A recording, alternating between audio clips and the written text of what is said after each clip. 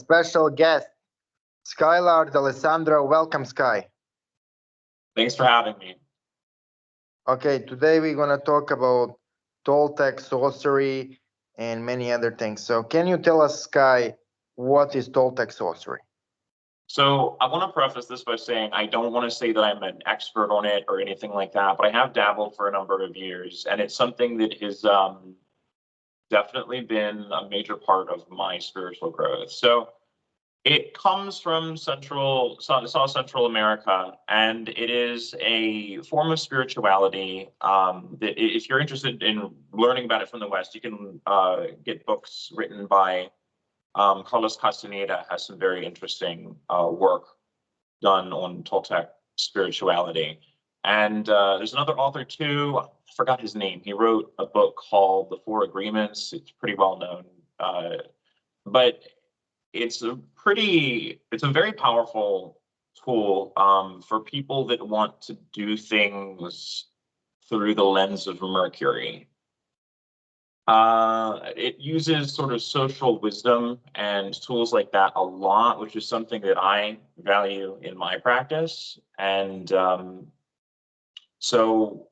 and that's sort of how it goes. And one of the things that it uses actually, which is really pretty interesting, is it has this thing called the assemblage point. And if somebody is working with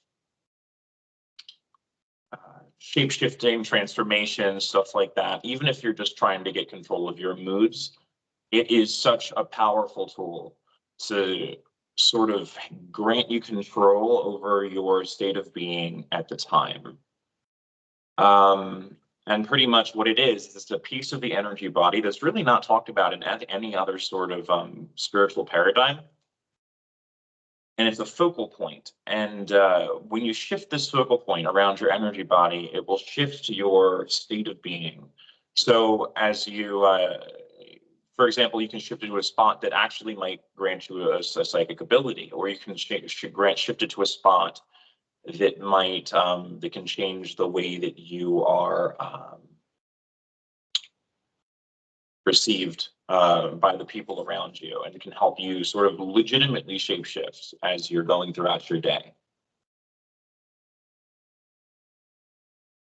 And it's a very powerful tool. So that's been something that's been very helpful for my own spiritual journey, and something that I definitely keep in my toolbox. So.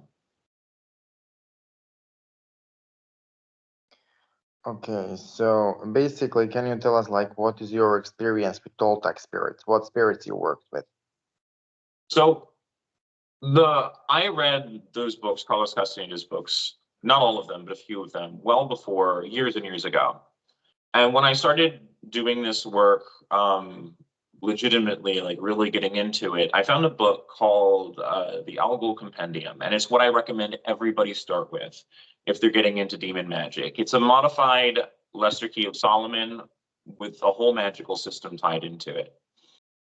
The author who wrote it is a son of Asmodeus. And Asmodeus taught him this method, and according to him, Asmodeus's form of spirituality is the same as those practiced in the Toltec sorcery circles of Toltec shamanism, at least from the lens of Carlos Castaneda. Now, that is according to the author who wrote the Theological Compendium, and I can attest to the power and the badassery of that book. It's a pretty popular grimoire, actually, but it's definitely kind of badass. So I haven't worked too much with, we'll say, Toltec spirits, but I've worked very heavily with I've worked to a degree with Asmodeus and very heavily with Lilith in this field. And it seems that a lot of the Clefothic spirits can teach this. To what degree each one can teach this is not something I can like talk on for certain, but it's definitely something that's interesting. Okay. So basically, that's really, really interesting. But like what is your so you basically work through the Liber Alul, right? So tell more about like approach of Alul, some of the exercises there, and your work with Asmodeus, because like it seems Oh that yeah, yeah, sure. So the work, the exercises that I showed you were actually not from the Algol Compendium or Liber Algol. They were from the a book called Magical Passes by Carlos Castaneda, which is something you're never going to find if you don't know it exists. But you can Google it and it's there. And it's a series of magical exercises that are, I guess, similar to Qigong or Tai Chi or things like that, that sort of get the energy moving throughout your body in certain ways. They're called magical passes because they really do activate certain magical faculties in your system as you perform them.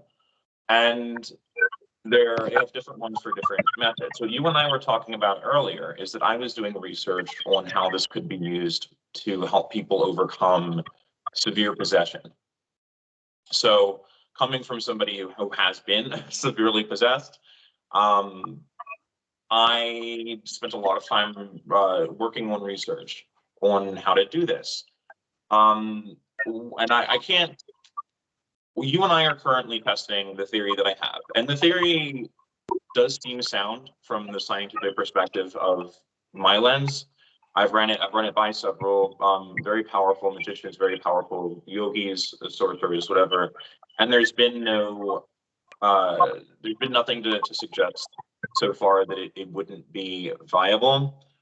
But I want to say that everything that we have so far on it is anecdotal, and it has not. We're just kind of testing it, so I don't really want to reveal too much at this time.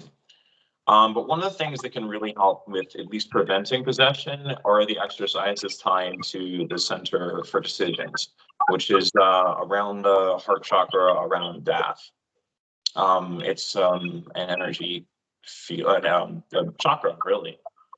And it is responsible for allowing people to have sort of self-autonomy. So you can see how that would, if you're fighting with the forces trying to steal your sense of self, how that would reinforce and help to overcome any sort of entity that might be trying to hijack your being.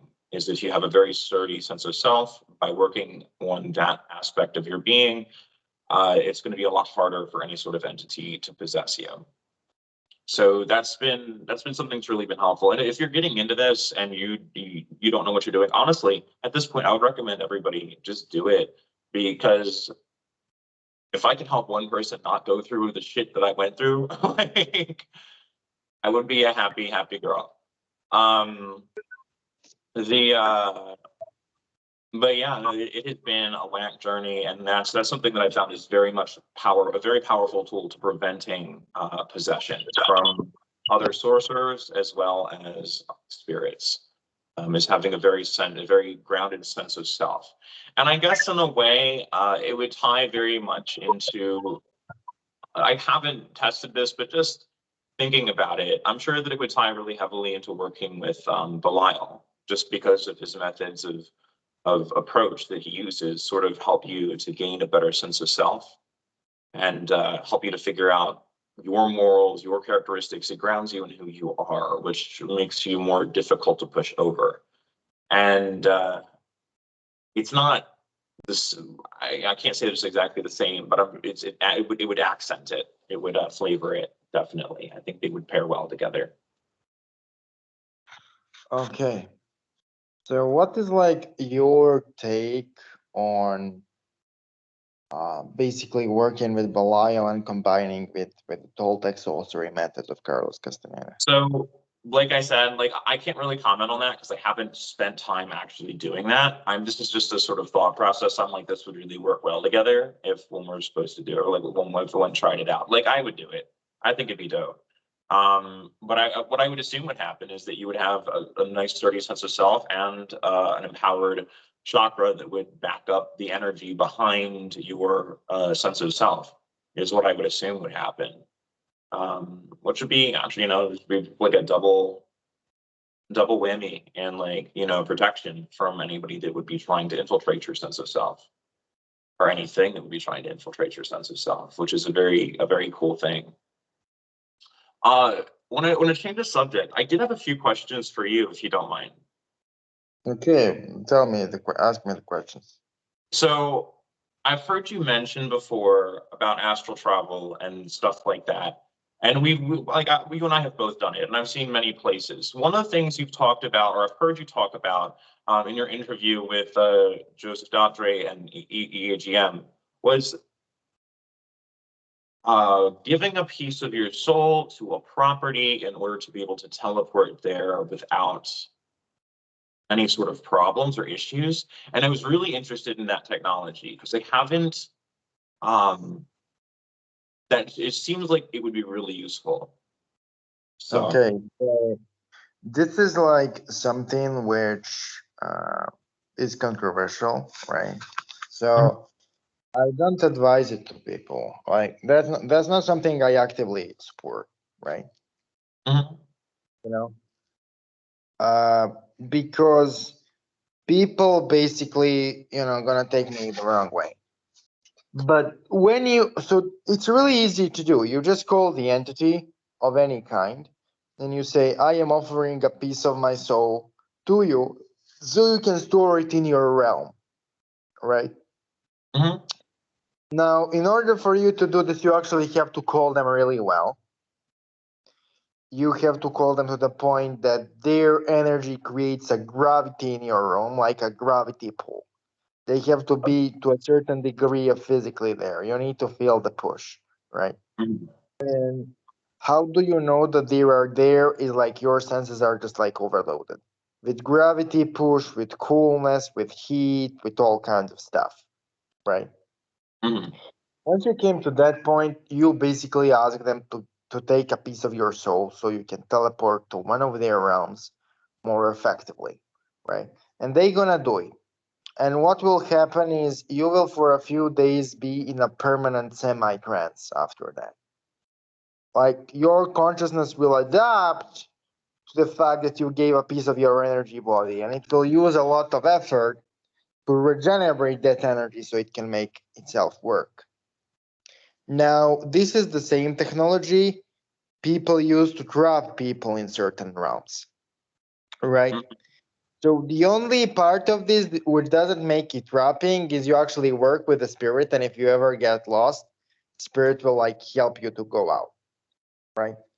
Mhm. Depending on, you can do this technically with celestial spirits too, but infernal spirits are more willing to take that kind of an offer. Because according to shamanistic theory, I don't necessarily subscribe to it. But according to shamanistic theory, the reason why we have trauma is because we experience pain and then the piece of our soul remains on the place, space, and time where the pain happened. And so they do infamous soul recollection sessions. Mhm. Now, here, you willingly and voluntarily, without necessarily a traumatic event, give a piece of your soul to a deity or an entity in order to put a piece of your soul into their realm. And Mhm. so, what you do to make this happen is I explain the procedure because it's basically an individual procedure between you and the spirit. The point is just in the phrasing. But basically, what I experience as a consequence of that is I just have to think about being in a certain realm, and I am there for like a few minutes, and I can like receive visions and stuff. It's really useful. But the thing is, you have to really be sure it's not an imposter. Mhm. You have to really be sure who it is. You have to really be sure what is going on. And you have to do it with 100% certainty that you want to work with that spirit for a long, long time. Because that Mhm. realm basically becomes a part of your soul. Now, as a Goetic magician, I recommend not to do it too much with infernal spirits. Because what happens is basically, if you do it too much, they are kind of with you 24/7. I actually did it accidentally when I started working with the Jinn, like dark genic spirits, Iblis and the company. You know who they are. Like I don't have to. Yeah, of course, yeah. So they gave me a ritual, which was actually a hardcore version of that, which was I had to call them, and then I have to write my name, infuse it mentally with my own energy, and then physically dig it into the ground. Okay. And after that, what happens a lot is when I work with them, they really come pretty fast. Mhm. Now, this is not something I recommend because I actually do a little bit differently things now. I don't consider myself a Satanist. I don't consider that entire satanic sham to be something you should do or anybody should, but people Mhm. can do it if they want to do it. I personally work with all of those dark spirits, but I work with them through the divine names. And I consider that to be much more effective way of working with them. For the simple reason that when you work with those dark spirits, they take your life force energy in one way or the other. Every time you call them, you feel tired as fuck afterwards. Everyone, everyone who works with them has the same experience. You know why? Because they feed off life force energy. That's their cosmic task. Feed off energy and destroy things. That's their nature. Now, it's not good or bad. I'm just like saying, bro, cat is a cat, and the job of the cat is to hunt mouse. And it's Yeah. not an eagle, it's not a puppy, it's a cat. It's a furry, nasty, sweet cat. It's not another animal. So I am Yeah. saying, and so when you work with the divine names, you basically reconnect with the source, and the source give you a bunch of energy. Now, any of my evocation procedures basically involves me invoking divine names until I feel that connection. And then I call them by the power of the divine names. And what happens is the energy of the divine names is feeding them. It's not me. The energy I receive from the universe through the divine names, from the source through the divine names, is feeding the spirits. And so they are getting the energy, and I am also not drained as fuck. Right? Okay. Mhm. But people have a really big problem with this because I use Arabic and Hebrew divine names. Now, people have a problem with this because they designed this entire theory about in their heads about how God of the Bible and the Quran is demiurge, and how it's Mhm. an evil entity, and how when you use his names you call parasites, all kinds of nonsense. Everything which I said like 3 sentences ago, which is like he's an evil deity and blah blah blah, it's all nonsense. And the Oh, reason why and the reason why it's nonsense is because, like I use those divine names, I get replenished, and I know a bunch of other people who do. And you having a theory about how it's an evil entity, first and foremost, God isn't entity at all. When you say God is an entity or that God has a personality, uh, in my experience and in experience of many other people, God doesn't have a human personality. Okay. Mhm. And even like when you go into Orthodox Christian theological circles, a lot of them claim that God doesn't have a human personality. And so the entire Trinity thing was designed to explain how God cannot have a personality and still incarnate as a human. The Trinity thing came about because of that, to reconcile that. Mhm. And so basically, because God isn't a personality, it cannot be the demiurge. Because Yeah. demiurge is basically the person. It's a really specific person, right? It's a really specific thing. And so when they say like God said this, God said that, God doesn't say anything. It's not a person. No. Every holy book contains like a set of instructions how to go into certain energy state, right? Yeah. And when you A interpret lot, it that way, a lot. No, you can go. Sorry, I was interrupting. and when you interpret it that way, everything makes sense. When it's about energy and consciousness, everything makes sense. You know, it stops being, because the entire contradiction of the Bible, uh, perceived contradiction, is how it can be a loving God and still allow atrocities to happen. Well, if it's not a personality, it cannot be loving. It cannot be Exactly. hateful. It cannot be fearful. It cannot have a fury. Those are descriptions of certain energy states and how to go into them. And if you look at the Bible that way, then all of a sudden it becomes extremely useful practice manual.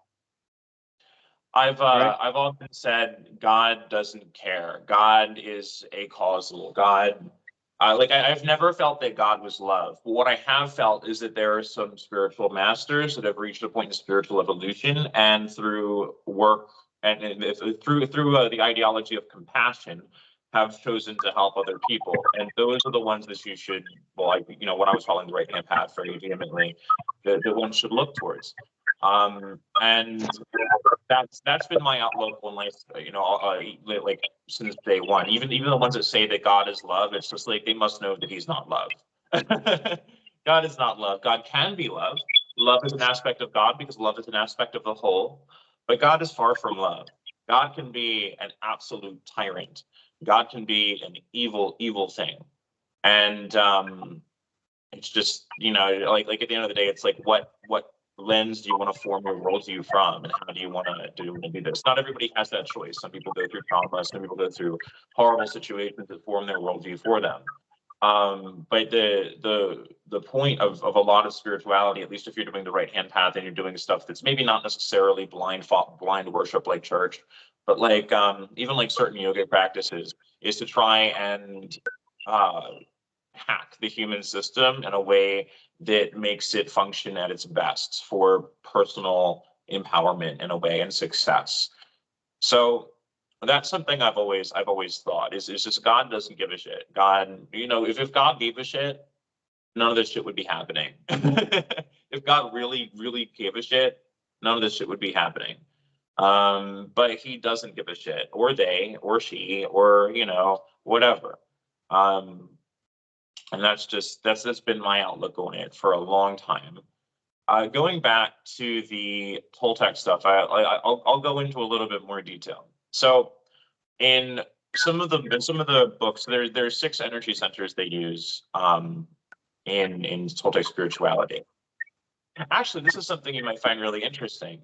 This is a little bit of a change of subject, but the but as somebody who works with Lilith, so one of the energy centers they talk about is around the womb, and it is a thicker energy that you say is used for like filtering. This stuff is pretty cool. It's pretty powerful, and there are ways to access it way outside. I mean, obviously there are many ways to access it that aren't Toltec passes. One of the most effective ones I've used is actually a Taoist meditation, where you sort of learn to control and pull the energy around, and it's thick like honey.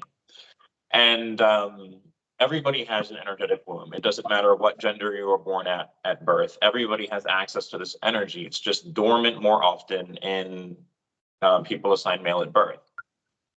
Obviously, because I'm a trans woman, because this is my life path in life, I do a lot of work trying to activate it and trying to get in touch with that aspect of myself for my own personal growth, for my own, blossoming of experience. And one of the things I found while working with Lilith is if you invoke her, she can give you the power to feed off of this. I mean, obviously feed off the sexual energy of others. That's a given. But also to turn the energy that you've fed from into spirits of your own through just simple meditations. And it's a fascinating thing, and it ties very much into the working with the womb energy, the sort of thick honey-like energy. I'm not going to say more than that because I don't want to give that away. But if somebody wants to tie those two things together, invoke Lilith and then work with the spiritual womb and see what happens. See what she shows you, because that's an interesting starting point to many secrets that Lilith has. And Okay, so this is what I have done for like a really long time. I have done the same thing. I just didn't publicly disclose it. And actually, you can use your own sexual energy to create those. So if you are like, if you are a guy, right? And if you are able, okay, so men and women do it differently.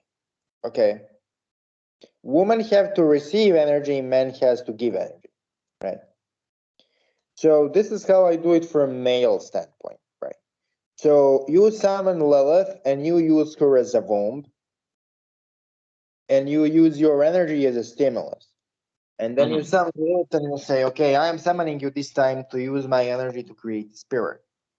And then she will start chanting. She will start like fluctuating the energy. And she will open up her energy. Like you will feel the deeper levels of her energy. And then you will release your own energy. She will absorb it. And then she will entangle the energy you have created. And like in a few seconds, there's like spit the spirit out. Yeah. Yes. Exactly. Exactly. Now this is like, so this is a thing. People say it works when you use animals. Theoretically, it can. Theoretically, it can. And theoretically, you can also use blood from this, for this. But when you use blood or animals, it doesn't have like a familial connection to you. If you create it out of your own energy, it will treat you like a parental figure. Yes, it's so true. So I'll say, coming from the feminine perspective, since I work very hard with energy body and stuff like that from a feminine perspective, it is sort of the reverse. You say you have a partner, or say you whatever. If you're having sex, you can take the energy and save it for that sort of meditation later on. You bring it into yourself, the spiritual womb, and you, as an embodiment of Lilith, perform the same thing from the other, we'll say the opposite lens. And it's one of the most surreal things I've ever experienced. I remember like when I first did it, it was kind of an accident. And I was just like, what the fuck? Like, did that just happen? I had to think about it for a few seconds and make sure that my gnosis was correct. But sure enough, there were, three little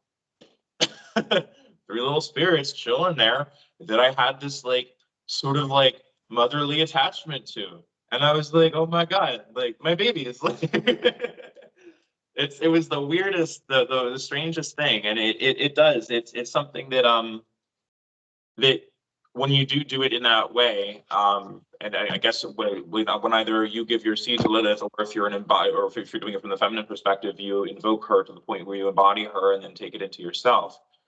There is a family connection. There is this sort of parental love connection that you have with these spirits, and it's really something powerful. It's a fascinating thing. I'm so glad about it. So just it's a really interesting sort of back and forth.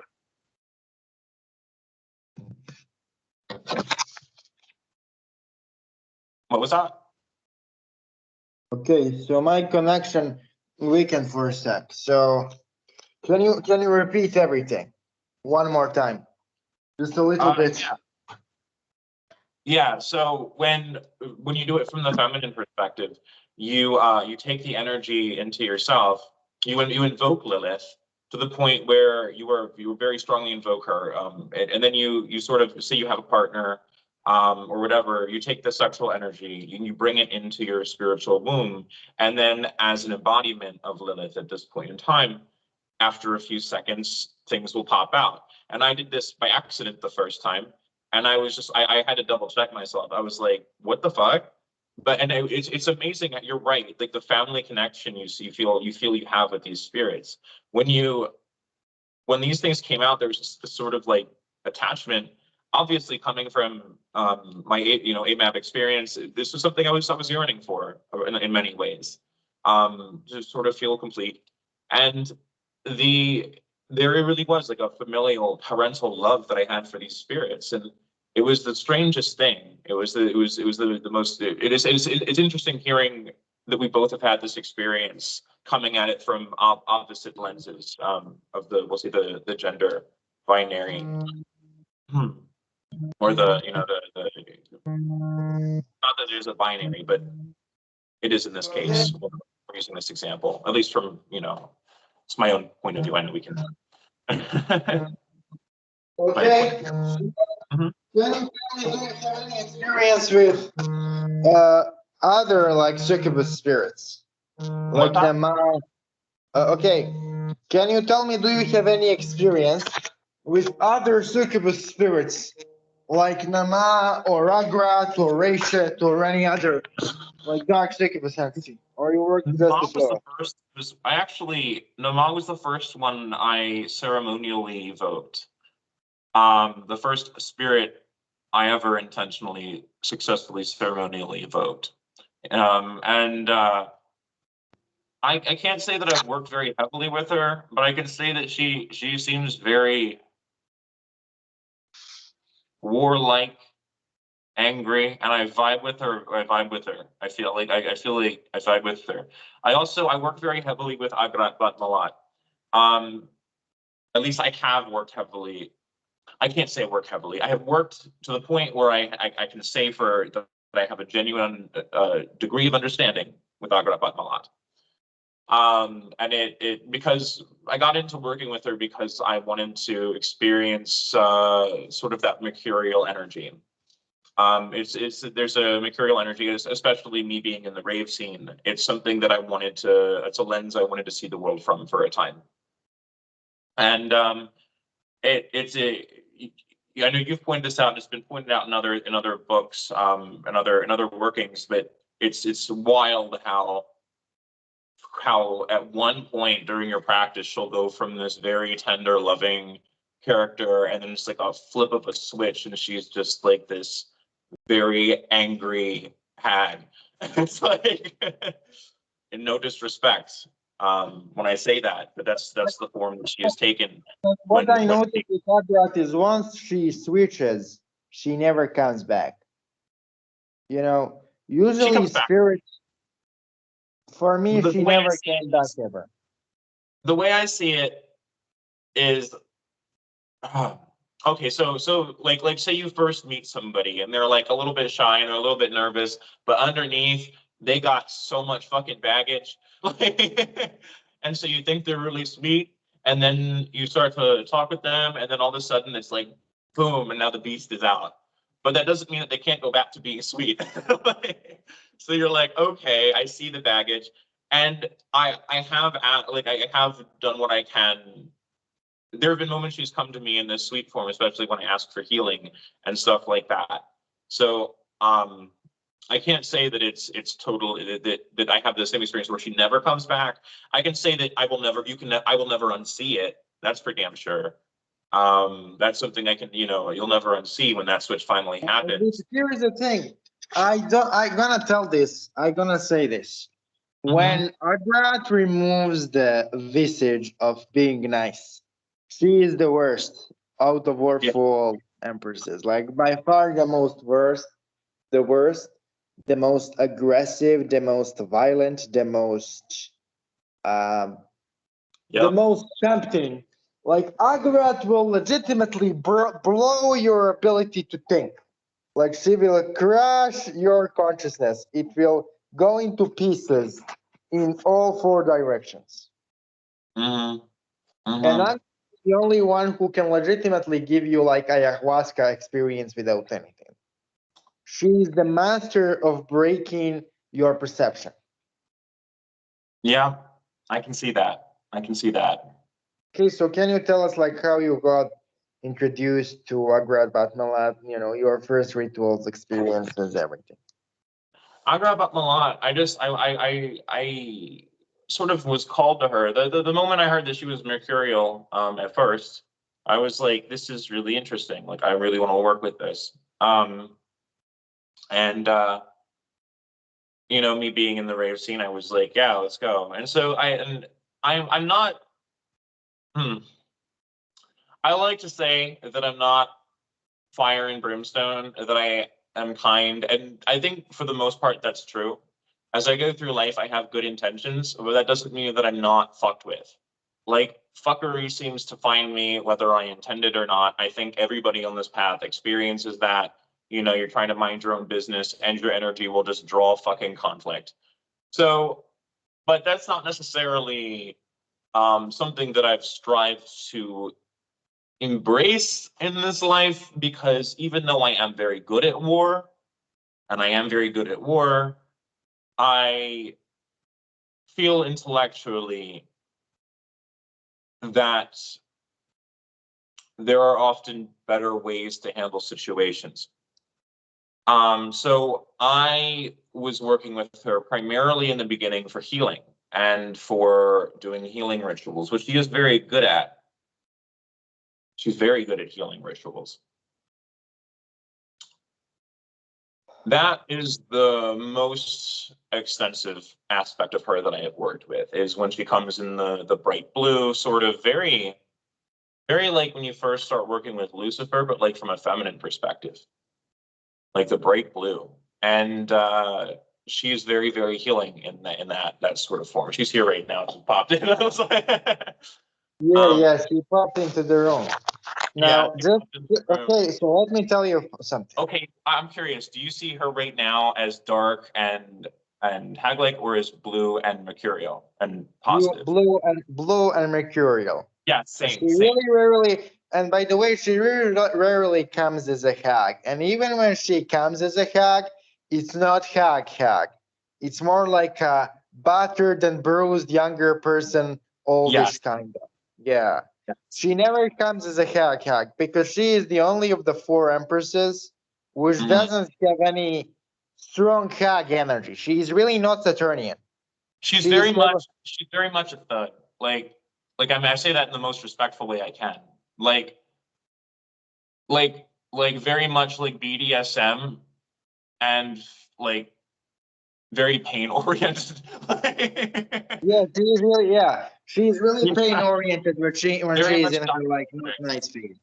But Very much like sort of no give a fuck dominatrix.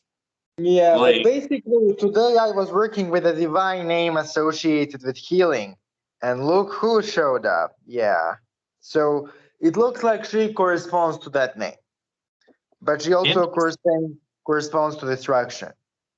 Okay. And like when I find like which spirit corresponds to which divine name, mm-hmm. uh, it kind of is really interesting because Nama actually corresponds to Malik or king. Nama is actually regal. She's the queen, she's fiery, violent queen. Then Agrat showed up when I talked about healing. So she corresponds to Al Shaifi or Al Shafi, he who heals. So she is for healing. Ashet corresponds to El Vedud, he who loves. So Ashet is like a queen of obsessive, pathological, dark love. Okay. Ashet. And then Lilith, honestly, I don't know. I didn't find. So what I've discovered is that all of the demons correspond to the name of God known as Ad-Dar. Ad-Dar means the one who brings harm, right?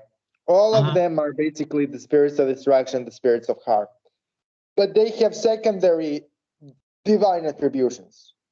Like Irshad is Al-Wadud, Nama is Al-Malik, the queen. Agrat seems to be Al-Shafi, he who heals, so yeah. Mhm. That's interesting. I feel like I've heard that before. I'm getting deja vu. That's interesting. I'm going to definitely be doing some more research on that. But no, and Agrat Malot also, there was a time she came to me, and I know that she's associated with, at least I suspect that she's associated with magic tied to dark elves. But can you confirm this with your workings with her? All of the dark queens of sacred prostitution correspond to owls, so you can't be wrong. No, dark elves, like the elves. Elves, dark elves. How the fuck do you know that? How the fuck do you know that? Because there was that's like the most. So here is the thing. Gnosis, that's my gnosis. That's why I was asking So if you can confirm. So here is the thing. There is a connection there. There is a connection there. Historically, there is a connection. But I wasn't aware of that historic connection until I figured it out magic-wise, just by observing Agrat's energy, right? Because Yeah. I worked with the Fae a lot. And what I discovered pretty quickly is that energy of Agrat but Malot is almost identical to the energy of the dark fairies. Now, I am not talking about dark elves from Norse mythology because those are different things, you know, because people equate fairies and elves. It's not the same thing. Yeah. Fairies are nature spirits who live in nature. You know, spiritual aspect of the river you see, or spiritual aspect of the tree you see, or the spiritual aspect of the plane. That's the fairy. Elves are something else. So So now I want to. So you are talking about fairies. You are not talking about elves. I just want to make it clear. Because okay. No, thank you. you are talking about fairies. Now let me finish, and then I will let you talk. Maybe I am rude, but I am like really shocked. Go for it. Yeah. So basically, energy of the Agrat Batmalat is really identical to the one of dark fairies. Now, how do we explain this historically? Because we know it from experience, but I always try to find a legitimate historical connection to what I experience. Because if my gnosis isn't bogus, there has to be somebody else in history who came to the same conclusion, right? It couldn't be just me, right? Because those spirits are worked with for thousands and thousands of years, basically. So, Hebrew definition of a demon is different than a Christian one, right? Hebrew lore and Hebrew theology doesn't recognize demons as Christianity does. Christians as fallen angels is a Christian thing. It makes any rabbi laugh. Actually, Judaic lore on demons is almost identical to the Christian one, to the Muslim one, sorry. So Muslims and Jews have the same observation of demons, which is that there is no such a thing as demons. There is a race of morally neutral spirits who are not angelic. In Islam, they are called Jinn. In Judaism, they are called Shadim or Shad. And so Shad is good or evil depending on an individual Shad you are trying to call. Agrat is considered one of the more destructive / evil ones. But basically, according to Judaism, Shad live in nature. They are spiritual aspect of nature, but they also live in their own worlds, which are like below our world. So basically, according to Judaism, all of the nature spirits are the same type of being as demons. but not all nature spirits are demonic. You get my point. Mm-hmm. So within that theology and system, Agrat being a dark fae or energetically close to dark fae makes sense, because fae and demons in Jewish theology are the same type of being, just different individuals living in different aspects of the world, but they are the same type of existence. You asked how I knew that there was a connection between Agrat Malot and the Dark Fae. And what I can say is that while I was going through, she came to me, and while I was heavily working with her energy, I was introduced to a Dark Fae spirit. Now, I haven't worked with this one in some time. I was going through so many challenges at that point in my life, I put everything on the back burner. Where that is concerned. But there was an initiation she gave me into dark fae magic. Not she. There was an initiation at this dark fae. There was a male brought me to. He initiated me into dark fae magic. Now, we had a little bit of a back and forth for a time. I haven't spoken with the spirit in a good long time. But I believe that it was one who just found me, who I guess before I quite knew everything. I get contacted by spirits a lot. They're just like, here, let's trade and let's get to know each other.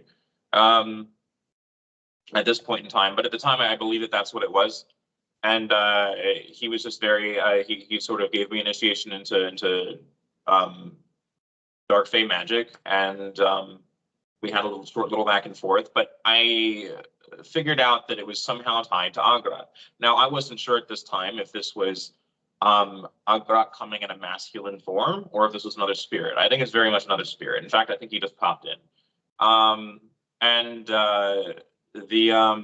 But it was very interesting, and I did get it confirmed through another practitioner that they were somehow related.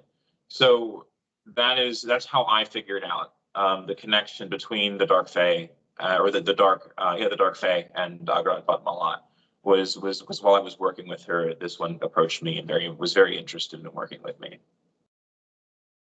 and teaching me dark fae magic. So. Okay. That's really cool story. I really love when I talk to a random practitioner and they just like randomly confirm my gnosis. Because this is like a super niche thing. Like, in order to explain to people how this is even possible, you have to like go on a lecture basically. And you just tell it to me, because like people don't understand, like we are so trapped into this Christian paradigm, right? And basically, whenever you present those spirits outside of a Christian paradigm, in a way which is historically based, they want to attack you. Because what the cult community did is really weird. It's really weird. And I think there is no other explanation for it than anti-Semitism. Like, I know I am sounding bananas, but let me make my point. So basically, we work with demons from a Christian paradigm. And we don't like Christian paradigm, right? As an occultist, we know that the Christian paradigm is practically inapplicable, okay? There are aspects of the Christian paradigm which are simply wrong if you apply them in practice. I am not talking about what your opinion is. I am talking about practical application of things, right? Now, instead of going to Jewish paradigm, which is the original paradigm those spirits come from, right? What the cult community did is they tried to make up the pre-Christian, pre-Jewish paradigm. So they would go out of their way to like say Lilith has roots before Judaism. They would go out of their way to say Nama has their roots before Judaism. They're gonna go out of their way to say Agrat is not Jewish. It's some ancient deity. The thing is, the only thing you objectively have for that are some pieces of some pieces of pottery or something. Basically, it's a stretch to equate Lilith and Lamashtu. It's really a stretch. I called Lilith and I called Lamashtu. It's not necessarily the same. How Lilith is depicted in Kabbalah and how Lamashtu is depicted overlaps maybe 20%. 80% is not the same thing.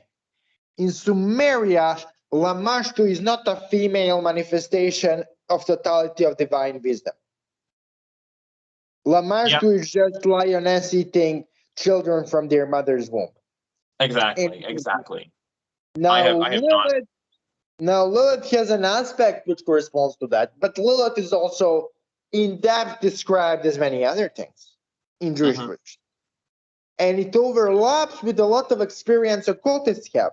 So when people say Lilith gives me a bunch of knowledge, you know why she gives you a bunch of knowledge? Because she's a dark aspect of the divine wisdom within this universe. She's a dark aspect of Shina. Of course, she's gonna give you a bunch of knowledge. Maybe you don't know she's a dark Shina, but she behaves like dark Shina anyway. Why? Because Jewish lore is accurate. Like Jewish lore is accurate. When you practically apply Jewish shit, it works. Without exception, it works. Now, why do people don't want to apply Jewish lore?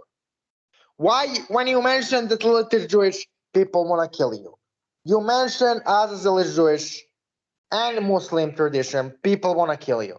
When you mention Agrat is Jewish tradition, people want to kill you. Why do they want to kill you? Because they do not like Jewish tradition, because they do not like Jewish culture, and they would rather make their own ineffective shit up. They would rather connect Lilith to Lamashtu or Agrat to some ancient deity which has no connection to her than read actual Jewish text. Why? Because they don't like Jews and they don't like Jewish shit. Now, I want to point out for my audience that I don't support the genocide in Palestine. Genocide in Palestine has nothing to do with this intellectual discussion. I am talking theology here. I am talking philosophy here. I am talking history here. Okay? I am not trying to say that the genocide is justified because there is no justification for what's happening right now. Morally, theologically, in any way, shape, or form. Like, just accept that you are doing fucked up shit and be open about it. Don't justify it with Old Testament. Okay? Yeah. Because you massacring civilians has nothing to do with God.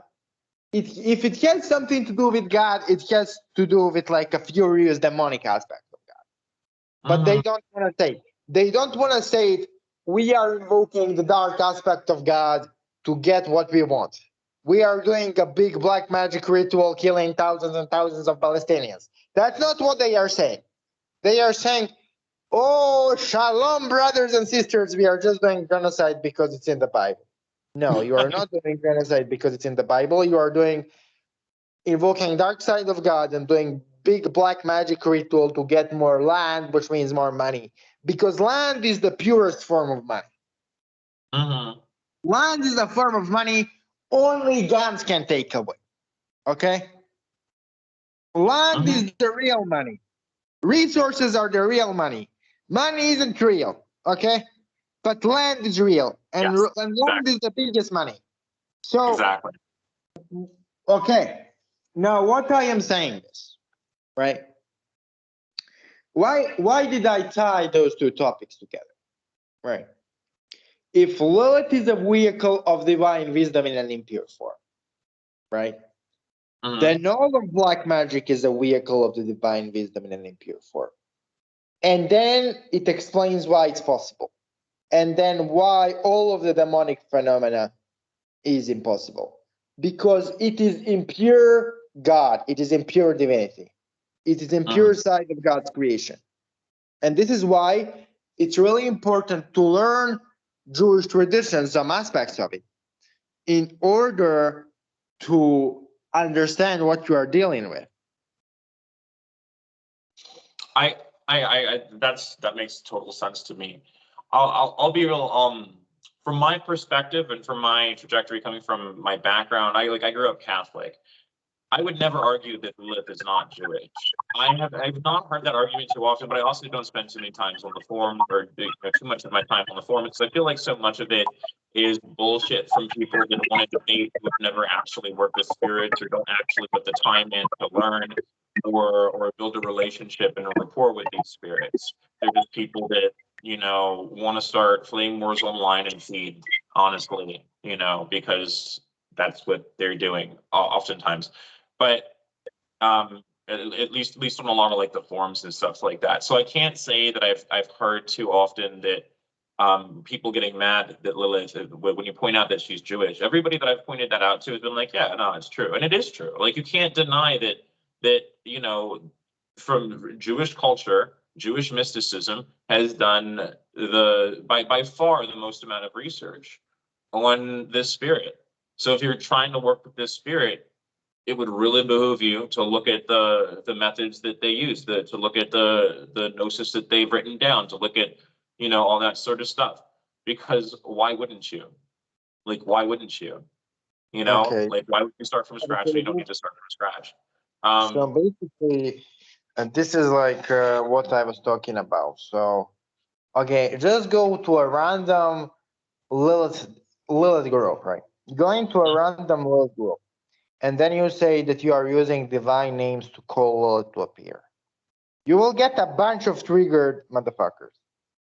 People will go to such a length to say that you have to work with egregore because real Lilith would never appear if you use the names of the Jewish God because Jewish God is the enemy. It's a demiurge. He's sending you parasites, bro. You don't understand. That's what I'm talking about. That's the stupidest thing. It's like, have they ever tried to bind a demon to a triangle using like Solomonian methods? Like, have you ever performed any of the invocations before any of those rituals? They're effective. I'm not gonna lie, they're effective. Is that everybody's modus operandi method of madness? No, absolutely not. But to say that these are ineffective when they literally invoke the names of the Jewish God and other names associated with that God is like it's stupid. It's a science and it works because it follows the science. Like, Okay. But now I wanna like tell you something which spirits told me. Now I wanna exchange opinions, right? mhm. So you use Solomonic method to make spirit appear in a triangle, right? Mhm. And it appears in a triangle. But I was told by Paimon, but basically this. God gave us free will.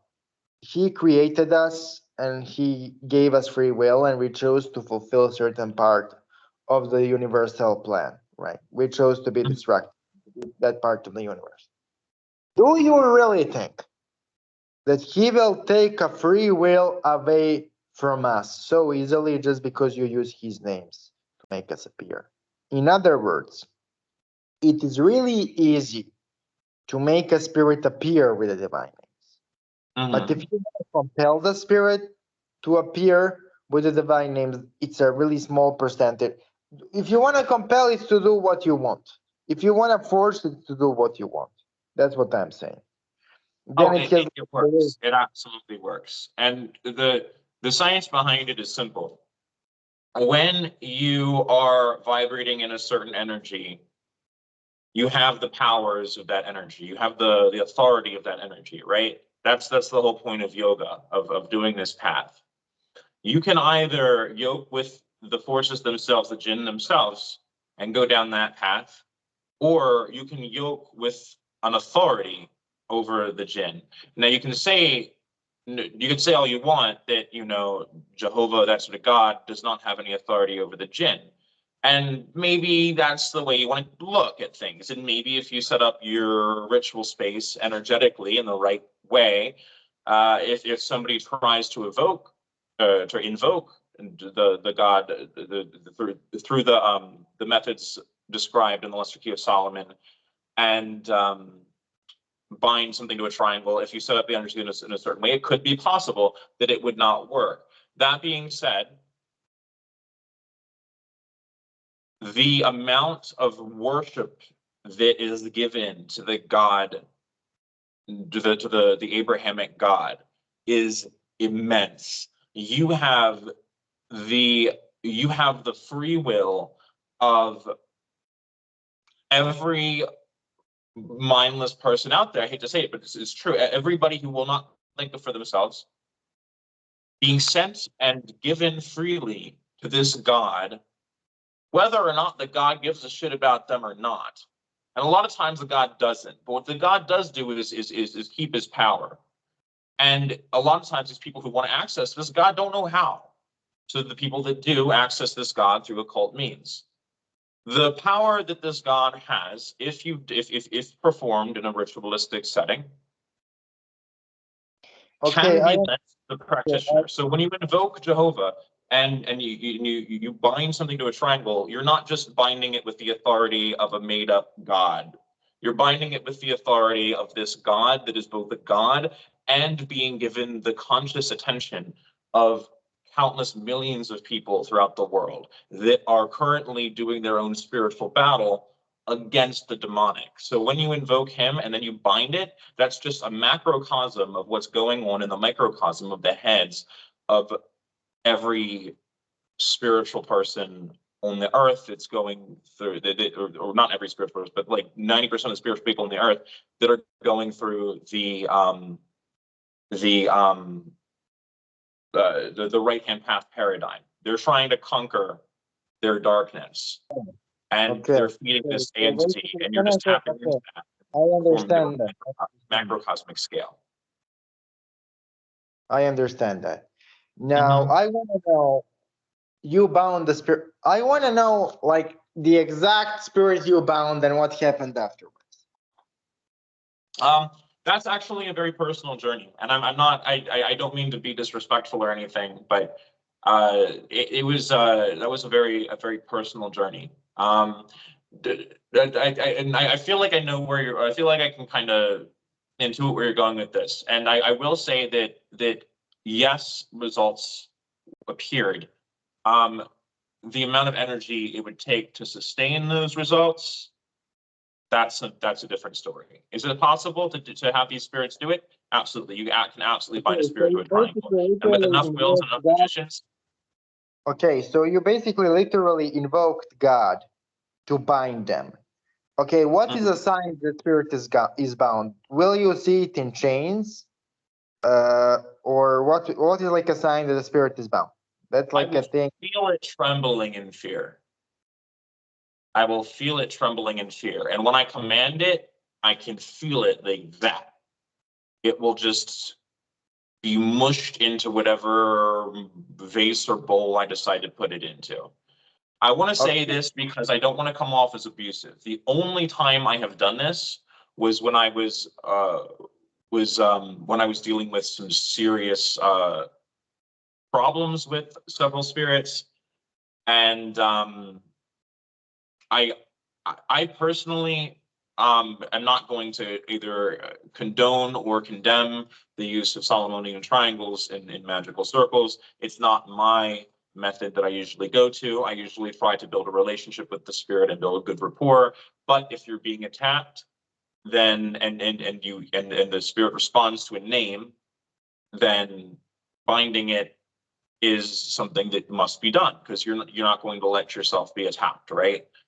Sometimes those are very effective. That's a basically form of exorcism. That's a What's basically form. Okay, that's a form of exorcism. Mm-hmm. Okay. Now I understand. Now everything makes sense. Okay. Now I wanna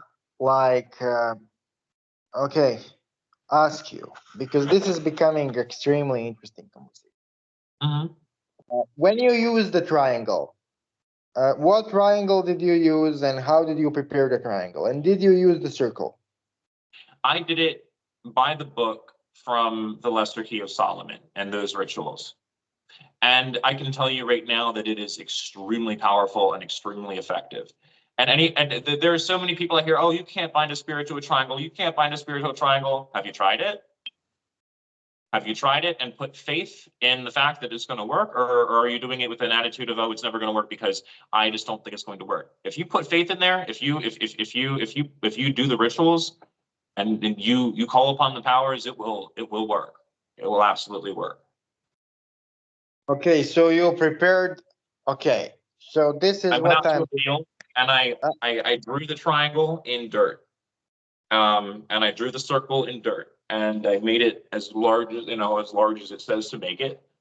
And I performed the ritual as given in the Lesser Key of Solomon, and it's a very, very powerful tool. And it can also be powerful if you want to evoke a spirit. You can do this not out of and not disrespect a spirit. You can do this if you're trying to stay, if you don't hate negativity, but you can't tolerate negativity, and you're trying to do workings, but you're not trying to like invoke spirits that might bring pain into your life. There is a wall of separation between yourself and the circle and the triangle and the circle within the triangle that you're binding, so you don't get that energy on you if it's not something that you want to do. And you can communicate through trades, and then through exchanges of energy and through words without necessarily being saturated by the energy that would otherwise fill your entire ritual space if you're evoking. So newer Black magicians that can't tolerate a lot of dark energy might really benefit from that. And you can find a method that's, they might very much benefit from that. So that's something to think about. Okay, can I ask you how long ritual lasted? Do you have like any idea how long it lasted? Well, I was pretty heavy in a trance state. I would say probably half an hour, maybe 40 minutes. Okay. And as you're going through this, as you're performing the ritual, especially if you're doing it with the intent to be very angry, you're invoking the fury of the Abrahamic God. And as you're doing this, when you're looking at the ritual, there are you threaten the spirit. You threaten to bind them with chains to eternal damnation using the name of God, and the spirit will be terrified. The spirit will be terrified. You will I've only used this for last resorts when dealing with something, when I need to heal, or I'm being attacked or something like that. But when the spirit will literally be like, you will feel it shivering, you will feel it quaking in terror, and let me guarantee you it will listen. It will definitely it'll fit its pants. It will.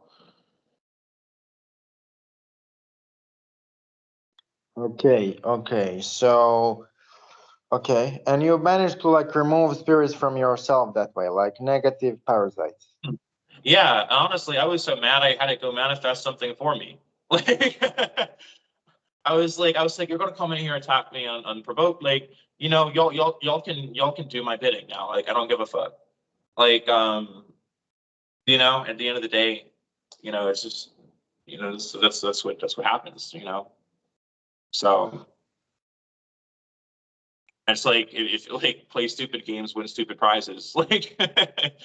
at the end of the I day. want to know, because Solomonic circle is like a really difficult thing to like draw. The Solomonian circle. Solomonic circle, yeah. So if you live in an area, this sounds terrible, but live like local baseball fields. There's a school not too far that has a few baseball fields. The dirt in the baseball field is fucking perfect. Just grab a stick, and if it's in the middle of the night and ain't nobody there, you're not gonna bother nobody. Especially if you're going out there witching hour, very few people, depending on your area, are gonna be chilling at a baseball diamond at fucking 2 a.m. So just take a stick and draw it life size, and and just draw it by the book. It will take time, of course. But when you do it correctly, it's exceedingly powerful. It's exceedingly powerful. Okay. So now you gave like a context to everything. So okay. So I am like asking because it would really be difficult for me to like draw a circle, but it would be much easier to draw a triangle. How to like prepare a triangle? Do you just What's that? draw it? Or, okay, do you just draw the triangle or do you consecrate it? Like, what do you do? As I draw the triangle from the book, I see it mapped out. So it's like, I don't know, have you ever like copied an ionist sigil and then like when you finally Yes, finish the yes, yes, yes, yes, last, yes. you just feel it boom and it's like there. Like the energy's Okay. just there.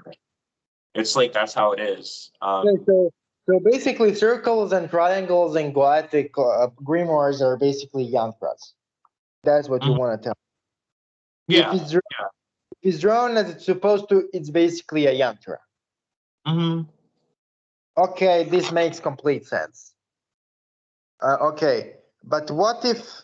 Okay, then okay, because I am like thinking, if it really works, then because of my physical state, I told you about it. It's gonna be difficult for me to draw it, but I Hmm. can print it. I can print it.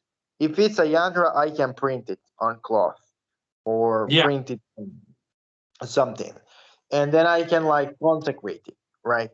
And Yeah. then and then I can use it that way. Okay. Did you have to fast or whatever? Did you fast as I in the book? didn't. I'm sure it would help, but I had so much frustration and anger in me. I just used that.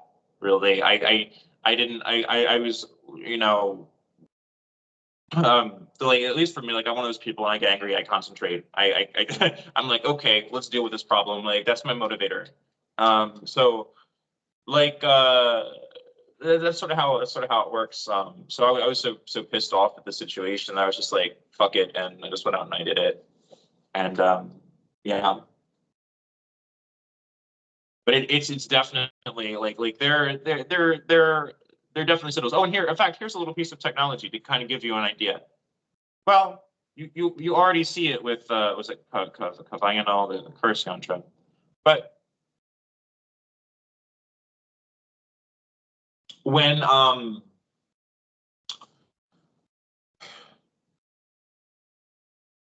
somebody come on, brain fart, my brain just stopped working for a second. So take a yantra or to take a pen and a paper and create a yantra that's circular. Whatever the fuck you want it to be. It can be a blessing, it can be a curse, and then write whoever the fuck's name in it. And they'll have all that energy sent at them. Charge that shit by offering it incense, and it'll do the same thing. If you want, you can create all sorts of stuff like that. Not that I want to give too much of my secrets away, but it's the same principle. It's the same principle, and that is how the bindings work when you're doing them with triangles, and especially triangles are very powerful symbols. You know, just You actually enlightened me there. You actually severely enlightened me there. Like Mhm. this was like the best because you know with you I know that you did certain things. Like I know you had like a multiple issues with parasites and Mhm. you were able to get rid of all of them. And I know what was your mental state before and how is it now. Like Yeah. your mental stability now is like I am talking to a normal person. Mhm. While you had those problems, it was like I love you, Sky. You are one of my best friends. But while you had that issue, you were spitting frantic nonsense, and I was like, this guy needs help, and I helped you as much as I could, bro. Yes. But Thank you. now you are like much better, and I can see it. And this is why I take what you say with a serious like concern. Like when Mhm. you are telling me shit, it's like when my friend who works with me this shit for a decade is telling me shit. It's on the same level. Mhm. Okay. And now you explain to me something really important. Okay. Okay. Okay. So have you ever tried to call higher ranking spirits into a circle? Um, I haven't, but I know somebody who has many times. Like I said, that's not my method. The method that I usually go to. But I know I have a friend who many times has called Lucifer into a circle, and he will not work with any demons unless they are bound to a triangle. And from his point of view, he says, Skylar, it's, you should try it. They respect you more. They respect you more. They view it as your growth as a magician. I'm like, it's so that's something to look into. That's something to keep in mind, at least contemplate whether or not you wanna make that jump. So to be perfectly honest, sometimes the idea of it's mean, it's whatever, it's just like these are spirits that are, for the most part, amoral often, and Okay. it's just like I'm not suggesting that one do it. This is like a fear a lot of magicians have, right? Yeah.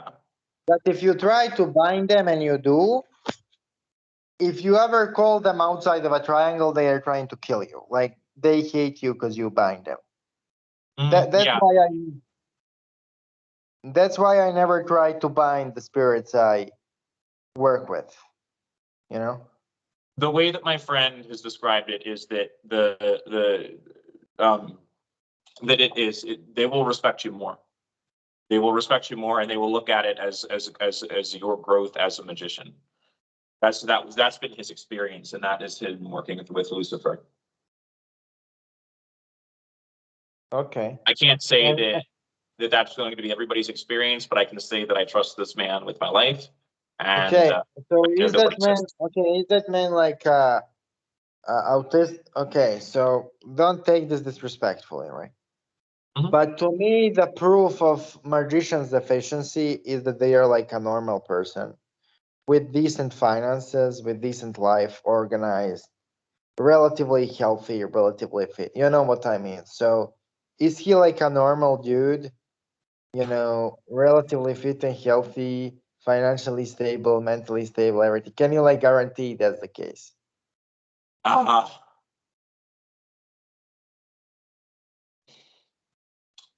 No, but I also want to say that given the circumstances that both him and I have experienced, there are many factors outside of magic that took part in that, and I do not think that it would be fair. Okay, so sound judgment to okay, judge it. You are telling me he's not batshit insane. That's what He's you are not telling. batshit insane. He's literally one of the smartest people I know, like in my life. Like he's encyclopedic. Like there have been times I've been like, hey, like what's this? And I'll point out some like fucking hieroglyph of some weird animal-headed god for like sugar. And he's like, oh, that's such and such. That's the papyrus god from like fucking ancient whatever. It's like the most obscure little thing. And he's just like, he knows it like that. I said he should teach. Like I said, why aren't you a damn university professor? Because you're so damn smart. But he, we him and I both have our own trauma, and it can make life difficult. I have like a private request for you. Please bring him on this show. We need people like him on the show, bro. I guarantee he won't do it. he's very quiet about his work. He's one of the most powerful people I know. But I will never reveal. And just because he's we go back and okay, and so just like a question, not a question, but like a comment. I want to add a comment. So a lot of people are basically thinking that the names of God are celestial, that they are celestial energy, right? And so I don't work with the God names. It's celestial energy. And then I was like having that opinion for a long time, and I was working with spirits, and they were like, motherfucker, you can use the God names, they are energy neutral. It just replenishes you, And I was like, thank you, guys. Like, God is not celestial, God is not infernal. There are certain names and attributes which are more celestial or infernal than others. Yeah. Right? But the God itself is not the God of light. That's what people don't understand.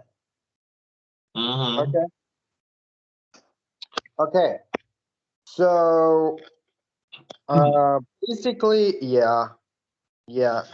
Can you like tell me okay, what is like the craziest experience you had with the spirit, which is not negative, like not possession, not attack, not shit like that. Okay. Well, for a while, and even up till recently, when I do rituals and I'm really in the energy, the lights will flicker, and often. One of the things okay, this was fun.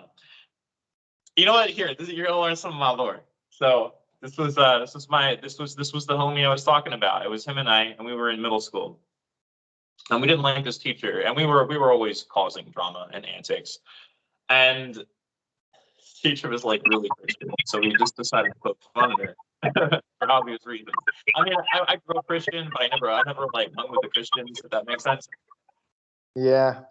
So we end up. Long story short, we're in the class, and my friend, just to freak her out, puts his hood up, frantically draws this sigil of Baphomet on his paper, just to freak her out, because she'd been pissing all of us off for like the week, and she just frantically draws this sigil of Baphomet on the back of his paper, puts his hands around, starts chanting.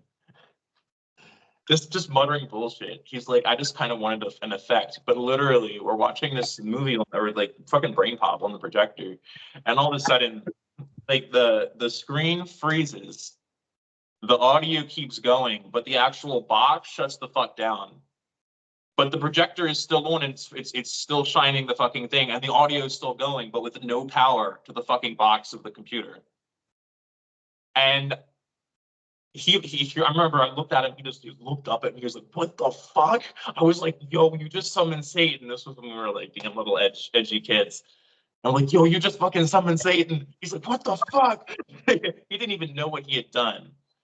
And the computer tech person came in, and he looked at the computer, and he was like, I have never seen something like this in my life. This shouldn't even be possible. And our teacher, for the next month and a half, the next day, her desk had like 8 fucking crucifixes on it. And she wouldn't talk to him. She talked to him through me. She'd be like, Skylar, tell such and such, that, such and such's homework is due. And I'd be like, such and such is right here. Like, tell such and such yourself. It's like, and that was a wild experience. That was a pretty wild experience. Oh, and I summoned a snake once too. Actually, this was just last year. I went to a music festival, and I got like pretty crazily fucking possessed. Well, say possessed. He said not possession. Lilith's energy was so strong in me at the time, and I was still figuring this shit out. I didn't know what the fuck was going on. I took a bunch of I took some shrooms because I was at a music festival. Why wouldn't I take shrooms? Next thing I know, I'm sitting there, and ground becomes snakes, and I was waving, and I'm sitting there at a camp, and people are like, oh, she's feeling it now. I'm like, yeah. They're like, how you feeling? I'm like, everything is snakes. And snakes start moving through me. And then I hear this dude out of the corner of my eye. He's like, snake, snake. And I can feel it. Like a magnet, like I'm magnetizing it towards me. I look over and I see this 5-foot long, like black garden snake just sprinting, just full on volt sprinting towards me. And I'm in this state, I'm like, this is my child. So I reached down my hand to pick it up. And when it's like a few feet away, one of the other campers grabs it and just like yeets it across the lawn. Otherwise, I would have had a snake. I was ready to charm that bitch. I was like ready, but it was the strangest thing. I felt it. It was like a gravity in my I felt like this like density of energy, and I could feel it like pulling to my gravitational center, and it was just sprinting at me. And it was the wildest experience. But that was a pretty cool experience too. Okay.